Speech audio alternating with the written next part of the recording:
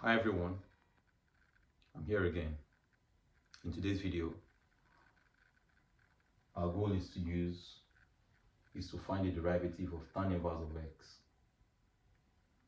using the definition of derivative. Let's get started. Express tan inverse of x to be equals to y.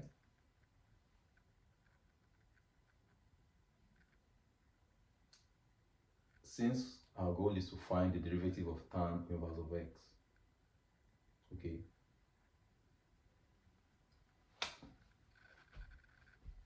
let's express this in a way we can find derivative of this function.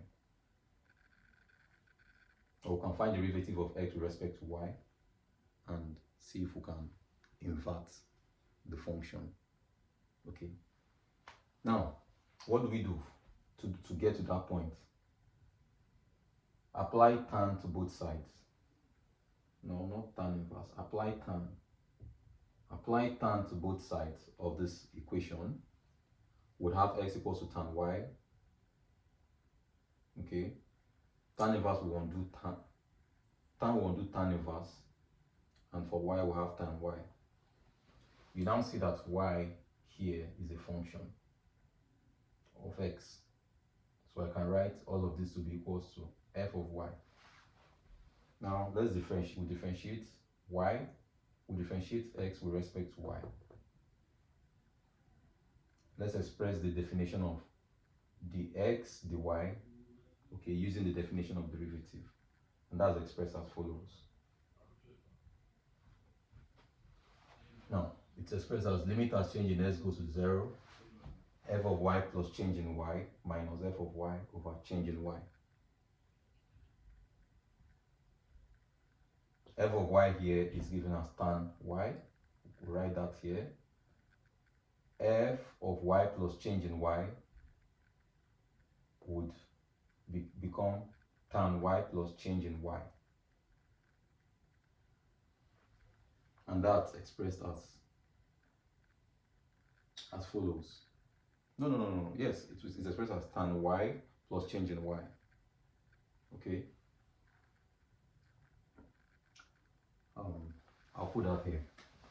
So we can actually still have it as limit change in y goes to 0, tan y plus change in y minus tan y over change in y. Okay. Now, from this point, tan y over change in y, from this point, tan y plus change in y, you can also express that as sine y plus change in y over cos y plus change in y. And that's expressed as tan y here can also be expressed as sine y over cos y. And that's this.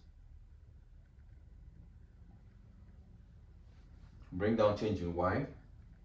Also bring limit as change in y goes to 0. Write that here. From here, this multiplied by this, it's sine y. This multiplied by this is this. Sine y plus change in y times cos x. And this multiplied by this, it's this. Bring down the minus. This multiplied by this is cos y plus change in y times sine y. Now, this multiplied by this times this is expressed below, okay, as change in y times cos y plus change in y times cos x. So if you evaluate all of this, you have this. Bring down limit as change in y goes to 0. Write that also here. Now take a look at what we have at the numerator. To simplify this expression, recall that sine a cos b minus cos a sine b is equal to sine a minus b. Now we're reversing what we have here. This expression, so think of this to be a and think of y here to be b. So with that in mind, I can say y plus change in y minus y. Okay, so would have a sign. So y here will count, y here will minus y. So we're left with what? Just changing y. Okay, so we expressed what we have here. Okay, we use this formula to apply here and express. In fact, we just apply this formula here and then went backwards. Okay, so what we have here now will be sine change in y. That's the long short and short of it. Now we'll bring down the limit as change in y goes to 0. Take a look at what we have at the denominator. Okay, the denominator remains the same, but take a look at what we have here. Okay, I can split this my denominator, sine over change in y. In fact, sine over change in y over sine change in y over change in y. I'll put that together to form an identity you know, or we know, or we've proved here, we've derived here. Ooh. Now, when I put that together, okay, I take limit as change in y goes to 0 of this. Take a look, limit of a, think of this as a product, So limit of a product is equal to the product of limits. So I'll apply limit here, I'll take this and apply limit here. Now, applying this limit here, recognize this as limit at 1. Apply limit at change in x goes to 0 on this function, sine change in y over change in y, it's 1. Now, apply limit to this function here as change in y goes to 0. Change in y here, okay, will go to 0. And we're left with 1 over cos y times cos y. When I multiply that, I'll have 1 over cos square y. So our dx dy is equal to this. Bear in mind that what we're looking for is the y dx. Now to find the y dx, take reciprocal of both sides. And we'll have the y dx here. This becomes cos square y. From this point, x equals to tan y. You can use this information to get, if x is equal to tan y, you can use this information here,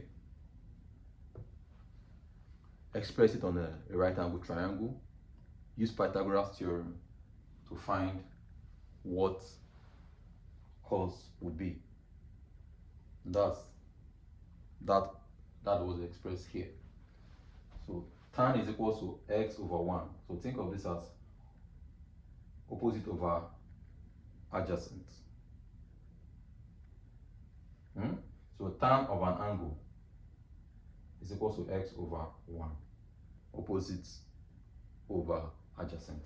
So this is the angle. If this is the angle y, our angle is y. Opposite is x. Adjacent is, here is the adjacent, which is 1. So using Pythagoras theorem, the square of this plus the square of this must equal to the square of the radius. Okay?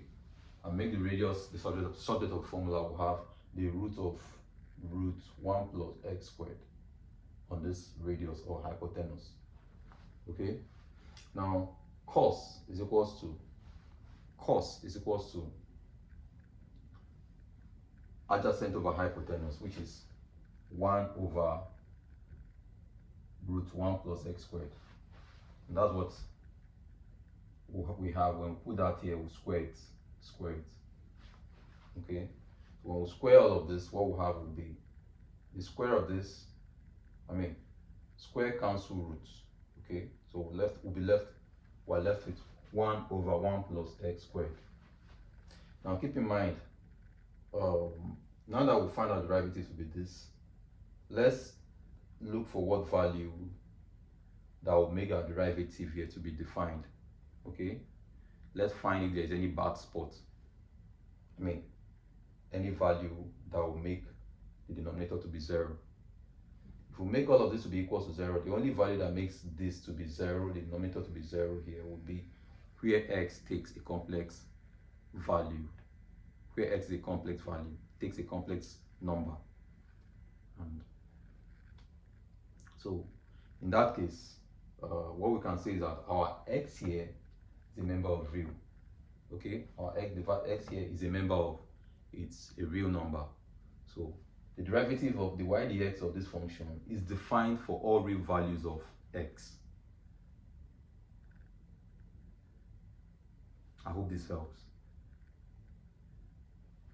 If you find this video useful, please like, subscribe, share, and most importantly, join my Francis Obiora Ekena Francis group to get exclusive content. I'll see you all in the next one.